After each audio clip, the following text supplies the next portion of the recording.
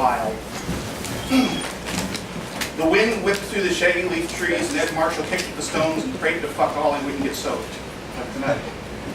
The weather said clouds and or snow, and across the ridge and behind the creek that separated from it, he could see nothing. The dampness made the fog come up and sink slowly into the valley.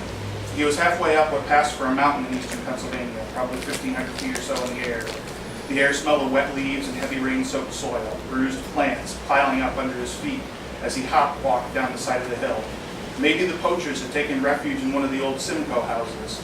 As the assistant wildlife conservation officer, he had a right and even a duty to find the poachers, and he took it very seriously. He had heard about the Simcoes and their family all his life, but had never met one. During the Great Depression, the two Simcoe families that had farmed this lowland area had run afoul of the government due to unpaid taxes and simply packed up their particulars and moved away, never to be heard from again. The houses and the large barn and 3 other outbuildings had been sold off soon afterward, but for some reason the families who bought the farm couldn't manage to settle down. The place had lain abandoned for the last 50 years, and Ed had heard a gunshot through his open car window, so he knew someone was out and around, he just didn't know who. The 2 near blow-down houses rose up like ships out of the fog. The wind rattled through the houses, broken open windows, and even blew a shingle or 2 off the roof. There was a stone wall separating the 2 homesteads and the barn from the fields and pasture. He didn't want to trip up. A flicker of light played around what had been the milk house door and then quickly disappeared. Ed rested his hand on his weapon, the grips warm from his body heat. The earth fell out from under his foot like missing a stair, and he catapulted downward, smashing the back of his head against the slick walls of what had to be a well. He landed poorly and felt a snap of pain in his lower leg, and then nothing. Ed woke in a rush of anger and hurt, but he wasn't hurt enough that he couldn't hear 2 voices far above him arguing. "You are never going to get a better chance," a young voice insisted. Ed imagined the speaker to be in his late teens. "I don't need nothing from you. It's more than a few years comes with that kind of action." "Well, if you're too chicken, I'll do it." "Slow down, bucko," the rougher, older voice said. "The man who chases stupidity will more often than not, find it." Ed tried to find purchase among the stones and the 2 feet of water he'd fallen into, but succeeded only in making some noise. He looked up, and a face appeared over the lip of the well and just as quickly disappeared, followed by the older man's cursing. "Now, damn it, you forced my hand," the rough voice said. "I ought to kick your ass right down this mountain." Another man stood over the lip now, pistol in his hand. "Well, I tell you I'm sorry about this, Ed, but I'm not," the rough voice said. "It's no way to go."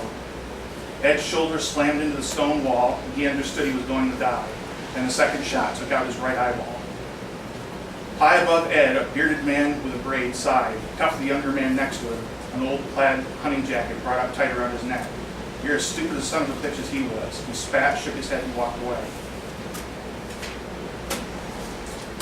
We're switching scenes now. The unfortunately named Randall B. skated unsteadily across his front porch. The rain had frozen and the snow came in on top of that, the edges of the crust so sharp his dogs left trails of blood along with their rounds of yellow piss. After nearly falling, he crept along the side of the house where the crust was softer. He roughed the dogs, Butch and Louie, up, and then cracked the ice in their bowls and refilled them with a mixture of energy drink and water, as well as leftover stew. It disgusted him, but the dogs were thriving on it. The thermometer on the shed said 4 degrees. He fumbled at the lock with his gloved hands, and inside he picked up a couple bales of hay and broke one up for each of them. They were better equipped for the cold than he was, even without the hay, but he worried about them like his children, like everything else, especially his wife.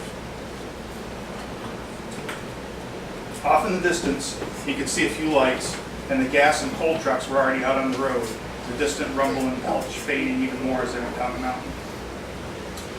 As soon as he finished with the dogs, he was due for a meeting with Ed at Dunkin' Donuts just across the state line in Elmira. Then he would travel the contiguous Tioga and Bradford counties and maybe even dip down into Sullivan County if the weather cooperated. It was getting later, so he didn't go back to the house for fear of waking Julie. Coffee would have to wait. His cell beeped at him, and name Ed Marshall came up on the screen. He'd probably overslept again. "Hi, Randy, is Ed with you?" The female voice surprised him. "No, Carrie, I figured he overslept." A small disquiet began in his gut. "I'm worried," Carrie said. "I'll have him call you when I find him," Randall said, and buttoned her away. Chances were he wouldn't be at the Dunkin' Donuts now, so he checked yesterday's assignments to see where Ed had been and turned the truck towards Tank Hill, where Ed had been assigned for the poaching taking place at the old Simcoe place. There didn't seem to be any other action for the day, though the calls traditionally came later in the day as the world woke up. He turned back onto Route 328 and headed for Coryland Road and then Roaring Run. Randall doubted there were any circumstances under which Ed would have stayed out the whole night unless he had a breakdown. But then where was the cell? Doubt nagged at him even more. He had to swerve several times to avoid road crews, paid for largely by the gas industry, which had gutted the blacktop so badly that most of the county roads had been changed over to gravel, much to the chagrin of longtime residents who were now landowners. Most of them had accepted the gas industry's casual rape of the countryside, accompanied by the many millions of dollars in lease money. Farmers who had been shit poor their entire lives became multimillionaires who could afford to move and did so in droves, leaving even their homes to rent to gas industry professionals and not-so-professionals. Now the gas wells were a permanent part of the view, expansive fields of oats and wheat and hay as it used to be, broken up by forest and a slightly more occasional house or double wide, and the gas well. As he made the turn onto Roaring Run, in a flash of irritated inspiration, he pulled over to see if he could locate Ed's truck by GPS on the car computer. Ed wouldn't be that far from his truck. It had to be that way. Gravel and dirt shot from behind his wheels as he increased speed unwisely. The GPS showed Ed about 2 miles ahead, and Randall relaxed somewhat. He felt his cell phone buzz again. It was Carrie, and he thumbed her away. He had no news, and this way he would look as if he was busily engaged. The bad sign? He found Ed's truck and was still running. The cab was burning hot. Randall filed away details if it was already a crime scene, which he knew in his heart it was. Years of instinct about such things had rarely been wrong. He beat a path through the waist-high Timothy to the hedgerow beyond, which lay the Simcoe place, abandoned for many years. He stumbled onto a blood trail which led down the hill and into the middle of what might have been the courtyard of any other place, where the trail stopped and he found a pile of entrails and the scent of blood in the dirty snow. The area fairly clung with the odor of death.